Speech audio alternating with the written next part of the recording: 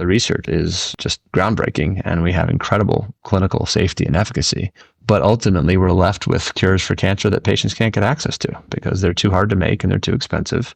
We can't make enough of them for enough patients to have the big clinical impact that everyone who was involved in the process wants. And so it's that sort of belief that actually that's going to be someone else's problem. We're just doing this bit, this small slice here, and this is what I have to focus on. And then when I'll throw it over the wall, someone else will sort that bit out. I think we need a more holistic view, a more complete view of the development chain and ensuring that every person and every stakeholder that's in that development chain understands what happened before and what needs to happen next in order to have better integration across the process. Welcome to the Smart Biotech Scientist. Today, we are addressing one of the most pressing challenges in modern medicine, making cell and gene therapies accessible to all patients who need them. Joining us is Jason Foster, who is the CEO of Ori Biotech, who is revolutionizing cell and gene therapy manufacturing through automation and innovation.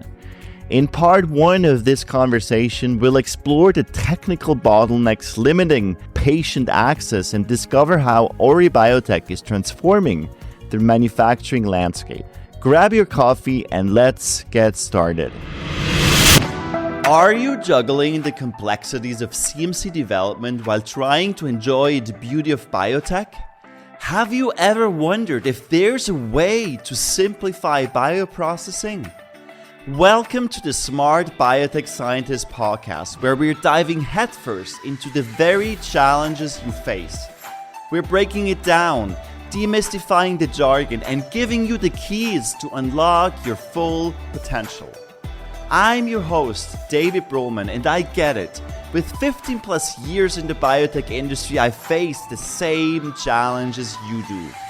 There's a way to simplify and streamline so you can remove complexity, you can skip trials and errors, deliver without delay your groundbreaking therapy to clinics at market, and still enjoy every single step.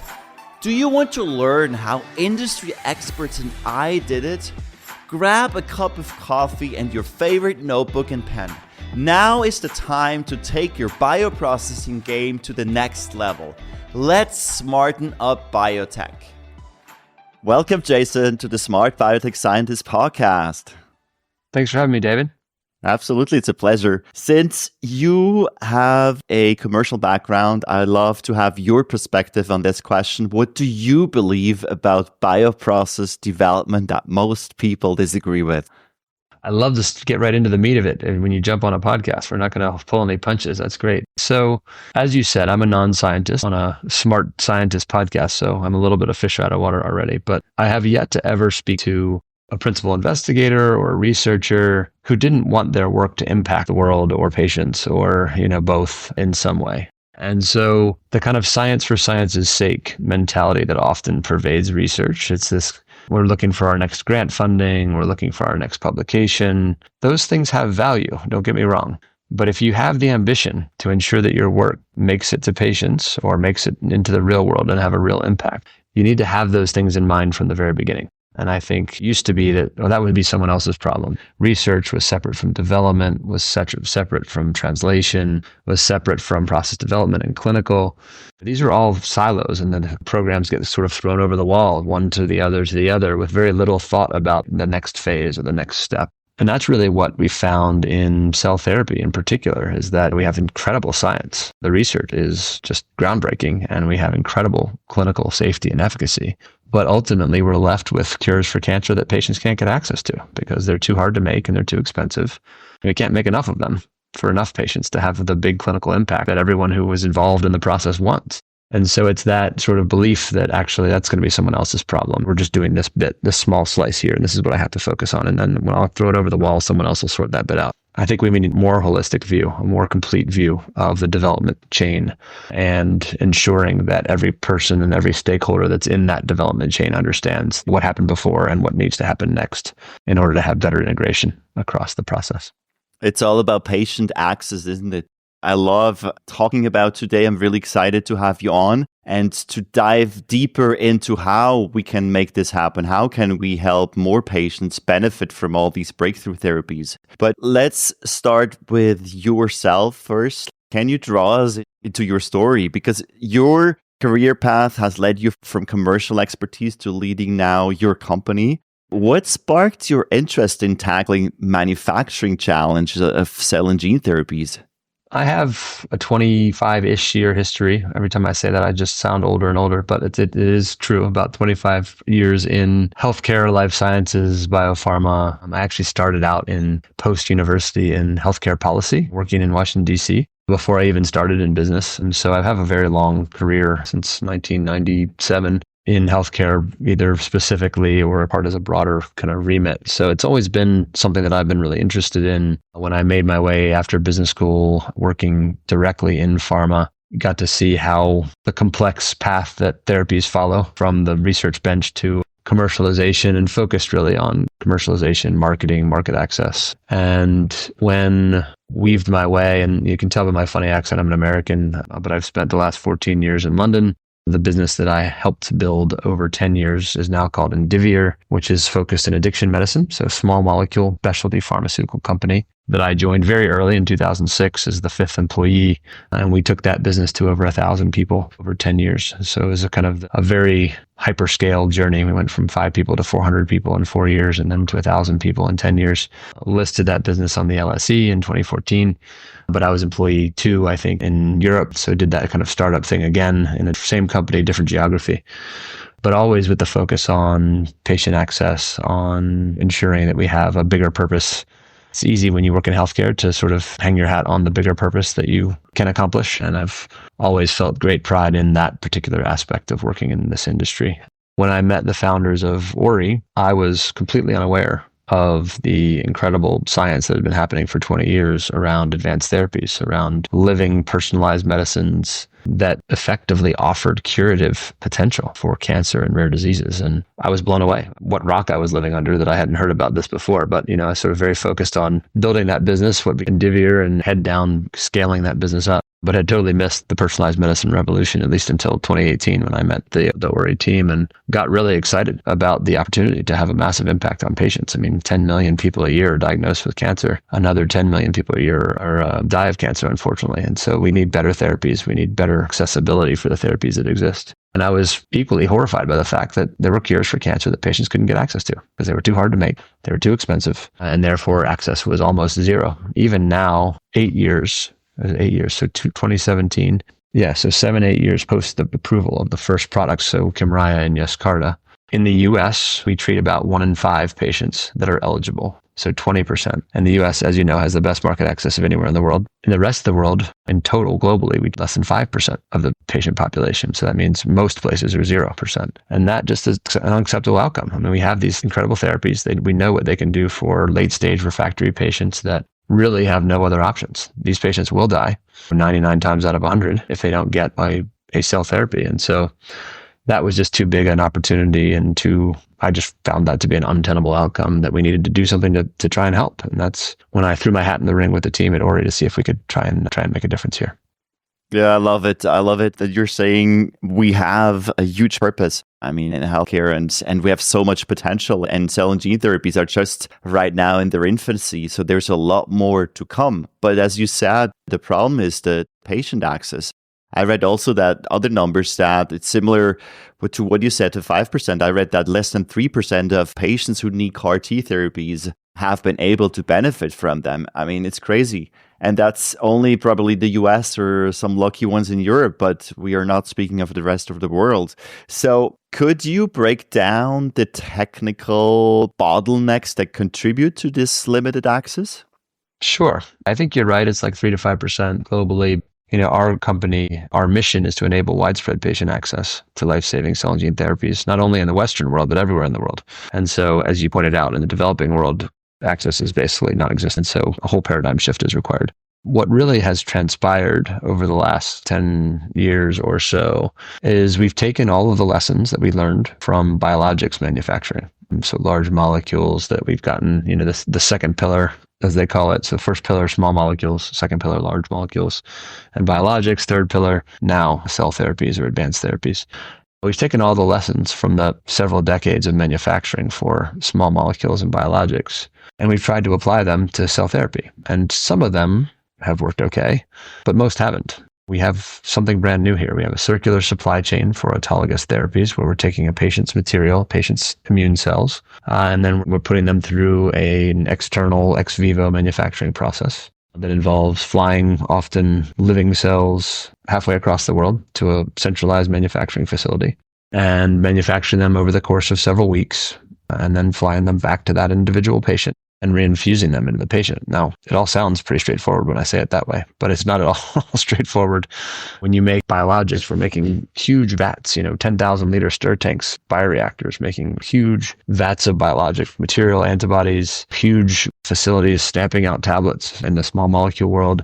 This is totally different, fundamentally different in so many ways. The economies of scale that we have in those other modalities don't exist here. The logistical complexity is not the same. It's 10x or 50x more than it is when you're making a quote unquote generic medicine, right? So if I make a batch of antibody based biologics, that could go to you, it could go to me, it could go to whoever needs it anywhere in the world. It goes through the same supply chain. We can store it usually in a freezer or a fridge somewhere. And that traditional supply chain works very well. For an individual medicine that's cell based or living, biology doesn't behave itself, as you and your audience will know well. It tends to do things we don't expect. But also, we're making a product just for David, and it won't work for Jason. You have to be ready. You have to be available as the patient. We have to do some pre-preparation before we take the cells. We have to do some pre-preparation before we reinfuse the cells. So there's all kinds of complexity that we haven't really adapted to. We've sort of square peg, round hole. Let's do the same things we've been doing for biologics manufacturing for 25 years and see if that works. And it hasn't really worked that well. And that's really how we ended up here. And there's several specific examples probably that are worth delving into a bit deeper. One I referenced already, which is centralized manufacturing. So you have this need to, or oftentimes we want to build competency in the same area, and we build manufacturing capacity in the same area and the same footprint. But that then leads to long logistical lead times of, vein to vein times, having to send cells halfway across the world in ships and planes. And the logistical complexity is significant and is often underestimated. So someone told me that I think it was 65% of flights that go across the Atlantic are delayed. And if you're relying on commercial transport to get your products, either the raw materials to your facility or the finished goods back, then that will just add additional complexity. So I think the idea of huge facilities, a few of them manufacturing lots of doses, which is carried over from small molecules and biologics, probably doesn't work as well, certainly nearly as well, and may not work at all for personalized medicines. And so we've seen the emergence of things like distributed manufacturing models where you're taking manufacturing capacity maybe into the hospital or to a regional center of excellence and trying to serve the majority or all of the patient population from several manufacturing sites. Now, that also adds complexity. There's nothing easy about that to be said, but there is potentially benefits because it could shorten vein to vein times. There was a stat article a couple of years ago that said 25% of patients that are prescribed CAR T therapy actually die on the waiting list or waiting for it to be manufactured. Oh, that's crazy. Wow. Yeah. So it's a vein to vein time. These are sick people. These are at the end of their road. They've failed multiple courses of chemo. Usually they will have failed a transplant often, and then they're waiting. And this is the difference between life or death. So that idea of shortening that vein to vein time is super important, and decentralized models could potentially do that for us. So you touched on various parts to highlight the complexity. So we're facing very complex supply chains. We have unique cell types that are much more complex to cultivate. And by the way, the cell has become the product, which is a completely different paradigm. And we have much smaller batch sizes than we see in the biologic space and the small molecule space. So how did you solve this puzzle, specifically with your technology? I mean, because there's a lot of things to solve, obviously. So what part of the puzzle did you tackle?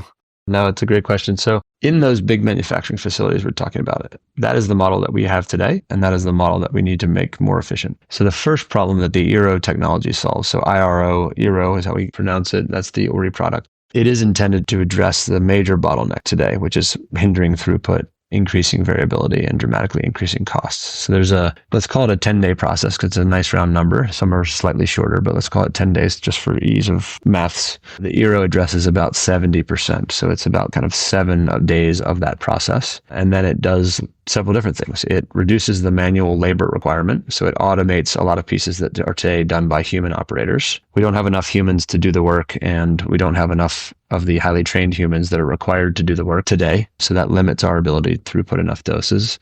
And also, every time human beings touch things, we add variability. Unfortunately, no matter how expert we are, we cause variability within the process. And so out of spec rates for a cell therapy range somewhere between 20% and 40%. So 20% of the time, 1 in 5 doses or 2 in 5 doses actually come out of spec. And what that means is it didn't meet the specification that the regulator has set for it. So they either have to give it away to the patient, which often they do, or they have to throw it in the bin. Neither one is a good outcome, or certainly not if they have to throw it in the bin, not good for the patient, but they're unable to charge for it. So you're paying, in the case of, let's say, 2 out of 5 being out of spec, you were able to charge for the 3 that were in spec, but you've made 5, and you have cost of goods for 5, but revenue for 3. This could also be a huge problem for a patient if you have an autologous therapy, because you could delay the whole production by several weeks or months and potentially the patient dies, right? Absolutely. Yeah. No, it takes longer to produce potentially because you haven't hit spec. Maybe it takes longer to release. So there's all kinds of things that from a quality perspective that are challenging because of these manual processes that the Eero addresses by automating the major steps in the process. And so the kind of 3 things are the throughput. So we increase throughput. We improve quality, so hopefully we improve or reduce out-of-spec rates, so improve in-spec rates. And the third is costs. So these are very expensive products to make because they're so labor-intensive, because the ingredients are quite expensive. So things like viral vector could cost as much as $40,000 per batch, so per individual patient dose. Massive numbers, things like media activation reagents. There's a whole bunch of things that cost a lot of money in the process. So the best estimates that I've seen is that the cost of goods for a single CAR T therapy are somewhere between $150,000 to $250,000 per dose. That's the cost. That's not the price, that's the cost. So costs $150 to $250K.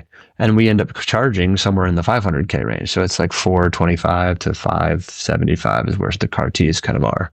And so we have to charge a lot because not only are the cost of goods high, but we also are out of spec 1 or 2 times out of every 5. So the economics of this haven't really proven out. So the commercial viability question is the one that I like to kind of highlight to say, we have not yet proven. We've proven safety. We've proven efficacy.